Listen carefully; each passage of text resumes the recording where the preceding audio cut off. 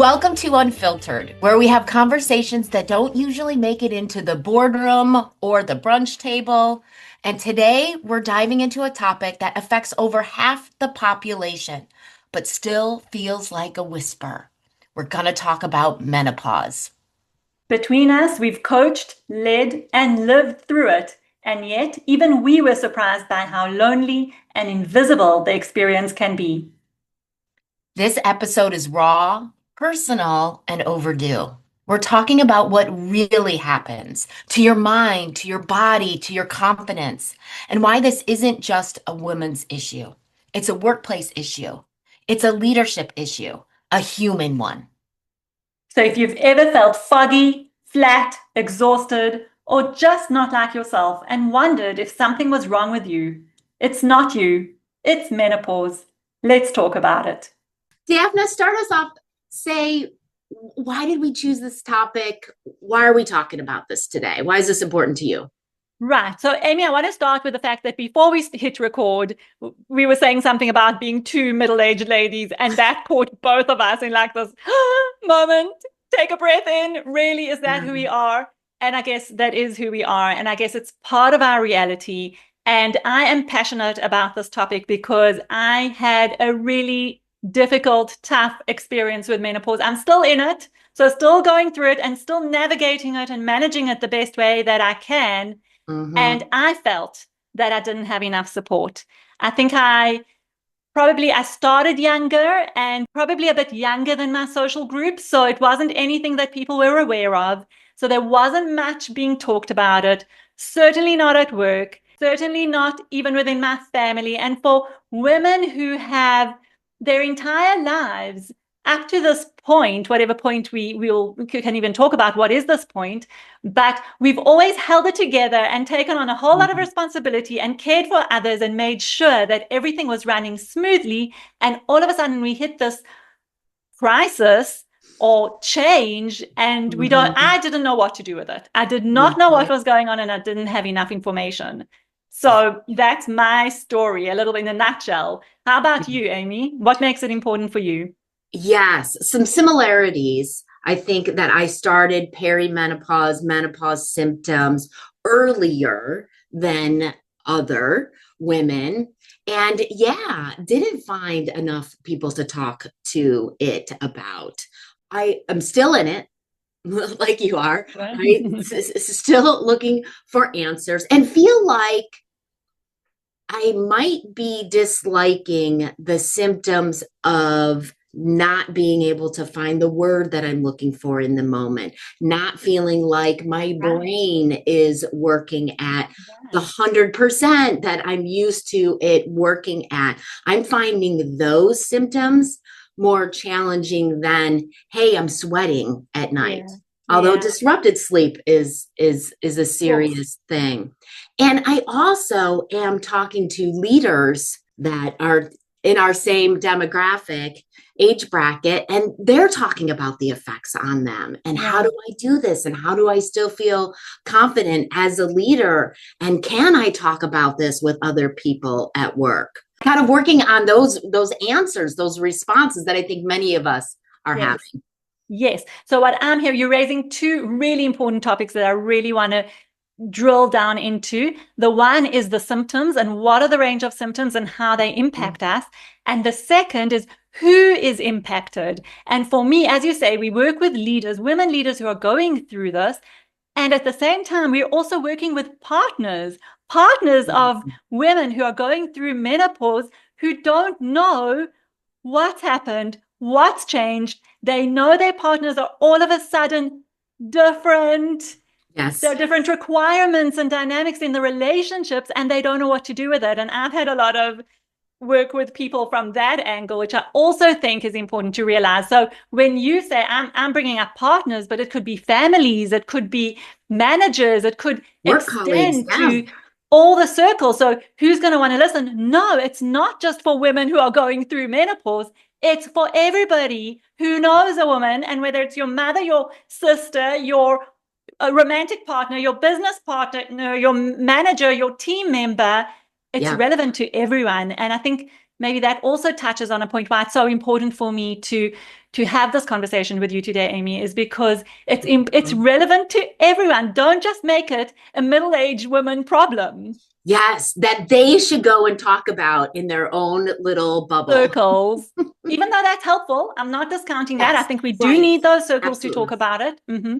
Yes. That's why we have support groups for so many things in our world, right? Whether you're going through grief or alcoholism in your family or aging parents, right? Like whatever. We need support in whatever stage we're in. And it's the what do you call it? The circles around us that need to also be part of the conversation is really what I'm saying.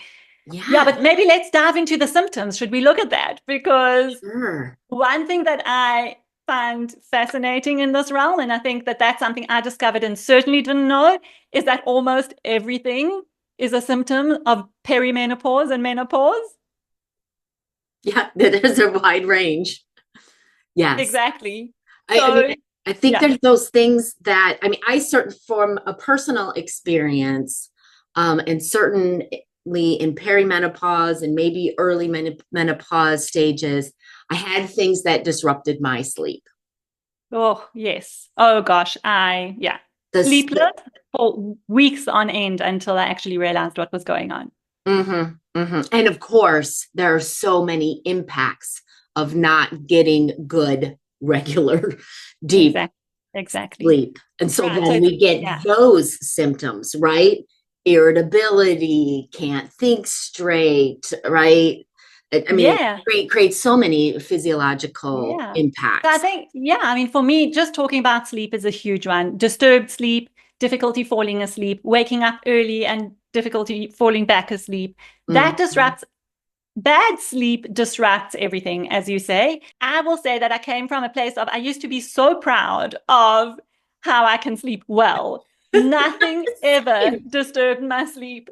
If I was worried, anxious, whatever was going on in my life, did not disrupt a good night's sleep. And it never took me a long time to fall asleep either. So this was a huge shakeup for me.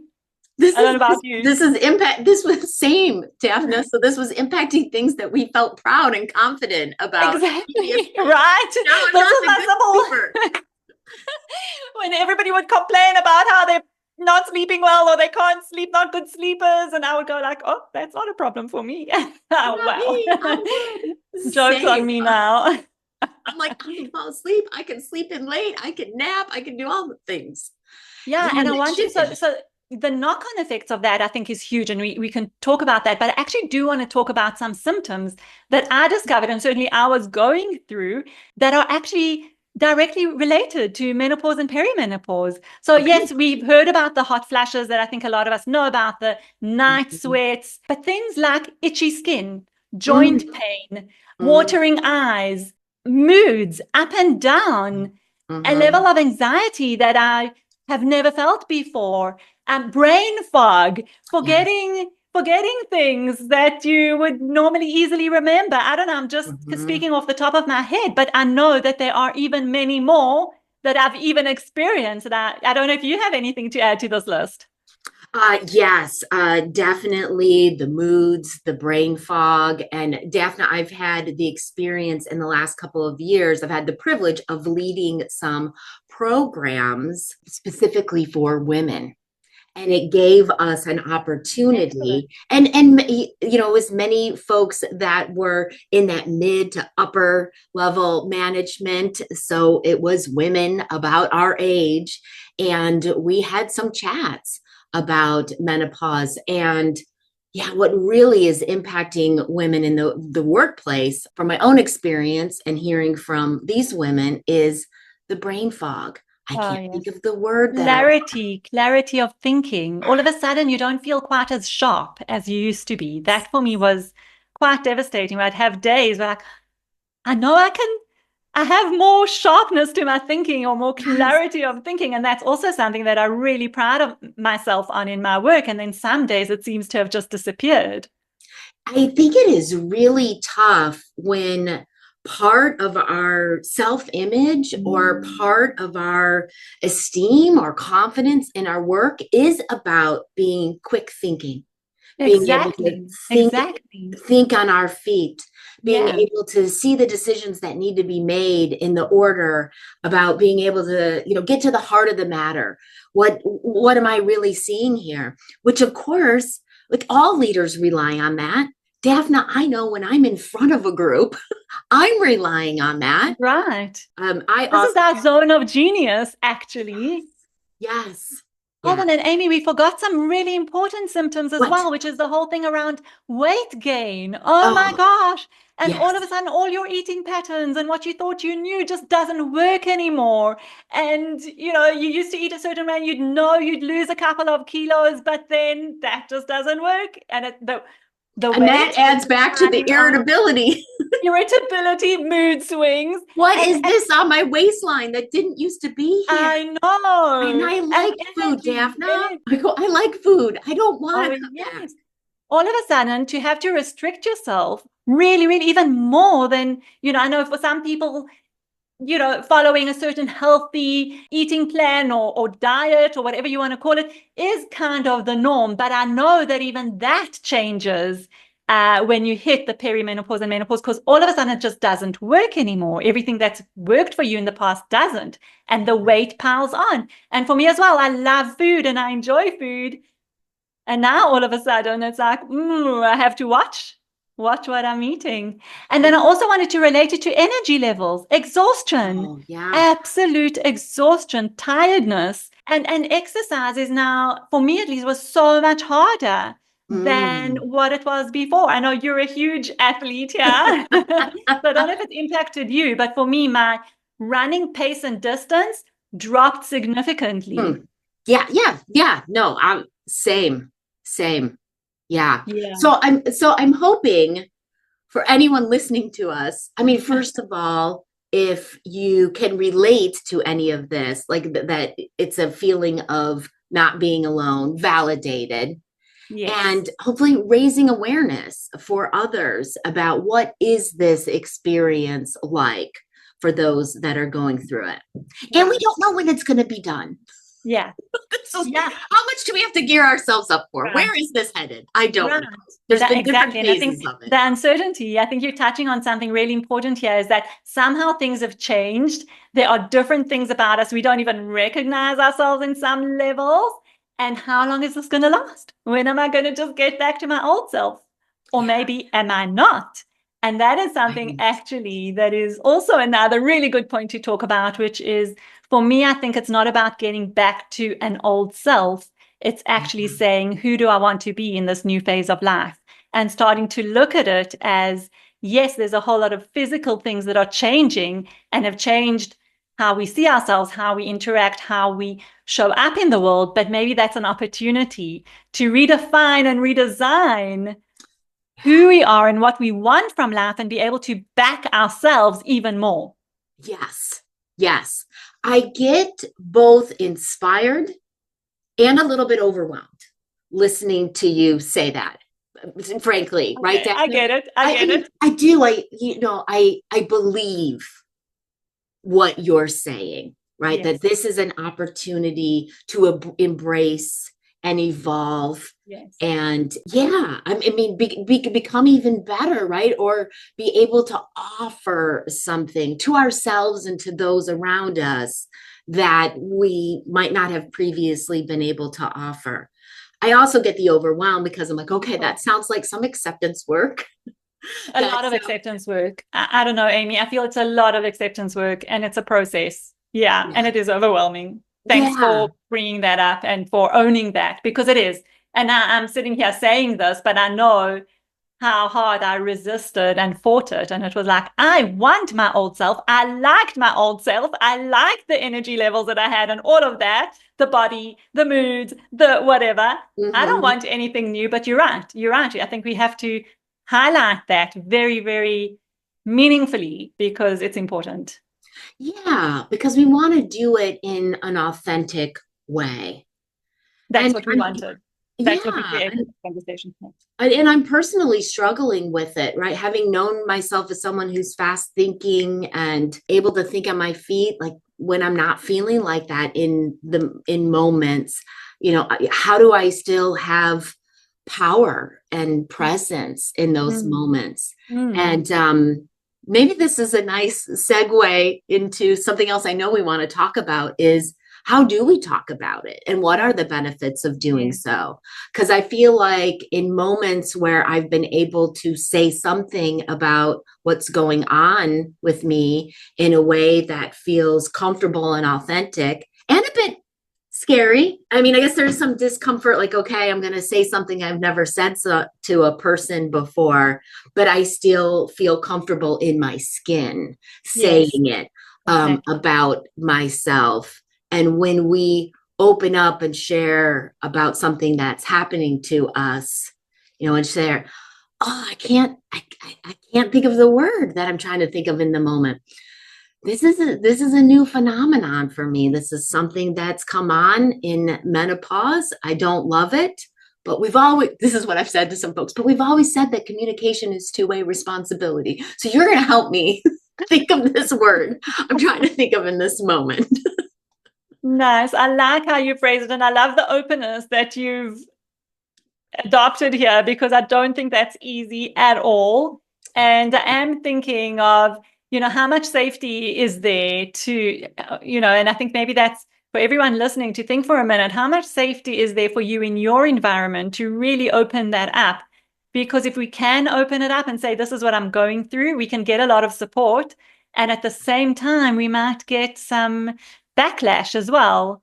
I'm thinking Yeah. to the old days of, when a woman is maybe a little bit more assertive or loses her cool at work, the comments are immediately, oh, is it that time of the month or whatever it is? Emotional. Exactly, Yeah. emotional. And that's the last thing you want to do is open up about this difficult period in your life and not get the support. So Yeah. I think that's a tough one to That navigate. I really like where you went, Daphna, and inviting listeners to think about, inviting us all to think about how much safety do we have and where does more or less safety exist for you? And of Exactly. course, there's a number of factors there. How well do you know each other? How long is the relationship? What kinds of topics or tasks have you tackled together in the past? And I would say, like, strategically, why not start where we feel like we have the strongest sense of safety? Absolutely. Let's set ourselves up for success. Let's do everything that we can to make sure, like, okay, I'm going to breach this topic with Right. someone for the first time. This is where I think I will have the safest landing. I think that's super valuable advice, Amy. And if I just reflect on my own experience where I didn't share for a long time, as I said, I felt that my social circle wasn't really going through it. So I felt very alone and I Yeah. felt like something was wrong with me. And I didn't know who to share it with and how to share it because I was continuing with my regular pattern of just having everything together, always being on top of it, always being the one who's looking after everybody else's needs. And I was just in that pattern. So I remember starting to share with a couple of girlfriends. And even there, some were very empathetic, yes, but I do feel it's a topic that if you haven't gone through it, it's Yeah. really difficult to understand the extent of it. And there's Yeah. also, from my experience, there was even an element of denial. Oh, well, I'm not going to have it. You clearly had it so bad. I'm not going to have it that way because I work out and I eat healthily and I'm this and I'm Mm-hmm. that and I do yoga, whatever it is. I felt a lot of that from my environment. And Mm-hmm. even my husband, who is very caring and supportive, I only let him in a little bit. He knew what I was, but he didn't know the extent to how much I was really struggling. And Yeah. when I started talking about it more and more, it actually became a lot more like validating for me, and I didn't feel so alone. And it was important, really important for me to be able to open up to that experience. So even with my children, I remember that was quite a big moment for me when I was actually able to share with my children that this is what I'm going through. And it's been Yeah. really hard for me. And some of those mood swings that you've seen, it really is part of what I'm going through. And yeah, so Same. I just realized something when you were talking, Daphna, about the benefit of us speaking out loud about our experience. Of course, that idea of, when we speak to others and someone's able to say, same, I get it, like that feeling of not being alone. But when you were talking about your experience, even if others aren't validating it for us, we're validating it for ourselves. Exactly. You're right. Because what you just spoke to is that the more you said it, the more you were like, yeah, this is my experience. This is what I'm going through. This is what's happening for me right now. And it's not about what is the response I'm getting, but rather that I am able to now own this and accept it. You spoke about the journey of acceptance. Yeah. I think that until I was able to speak about it, I was very much in resistance and fighting it and really wanting it all to just go away and go back to normal. And when I was able to start talking about it, regardless of what the response was, it was me validating myself, and the experience that I'm going through. Well, because otherwise it can feel like something, if we're not talking about it, it can start to feel like something that we're hiding and has a source of shame with it. Yes. And that's not what we want. This is part of a beautiful process that female bodies are able to create, right? It's all set up so that we can, bring life into the world, if that is one's desire. So maybe one's relationship with menopause also depends upon whether they have been a childbearing person. Now that is interesting. And an invitation to listeners to please share your experience if it's been different, in relationship to how you wanted to approach the whole topic of parenting. So I think that is an interesting link. And I think for me, as we're talking, I'm just thinking we've spoken about a lot of things, and I'm certainly feeling a lot of validation and support. And I hope that people who are listening are feeling that as well, and like just taking a breath and really understanding that our experience is our experience. And the question is, how do we want to be in that experience, and what do we need? Really, what do you need in order to get through it in the best possible way, to come out on the other side? If there is another side, I don't even know, but to get through with I don't know what the word I'm looking, maybe you can help me. But I'm looking for something like to get through it without thinking like something's wrong with you or something needs to be fixed. Yes. Yeah. I think that is well said. And Daphne, I actually really like where this conversation has gone. It's been pretty self-focused, right? Like, what do we need? What's validating? What is supportive for ourselves? Often my mind goes to leadership, right? And what would be the advantage and what would be the benefits of a leader talking about this in the workplace? And I think that there are many, right? When we open up about whatever's going on for us, that opens the door for other people to bring up what's going on for them, whether it's aging parents or an injury or bad news or whatever it is that they are dealing with. When we open up, that allows other people to do the same. But I really like it's a tough time. Start with what you need. I love that. And I love where you've taken it to that place of leadership, which is really important as well. It's like, okay, if I can open up about what I'm going through, then other people are going to feel like they can open up as well. And I want to link it to the question of, if you're a leader, ask yourself, how open do you think your people are to bringing up such a topic? If you have got people in your team or colleagues or people at work, women that are in that life stage, do they feel comfortable to come and talk to you about it? And with that, I want to add the caveat that not every woman goes through it in the same way. Some people experience it much more lightly. I think the statistics that I saw is that 25% of women have no symptoms whatsoever. So that's interesting. I always said, actually, my sister is a menopause specialist. So she told me that. why could I not be in that 25%? Right. I want to be in that, Right. but there are the 25% of women who feel absolutely like nothing has changed. Mm. But at the same time, there are 75% of women who are going to experience it to a lesser or greater degree. So do you create an environment where women can come and open up to you about this particular topic? Mhm. And I That, don't know that our workplace has got to that point yet.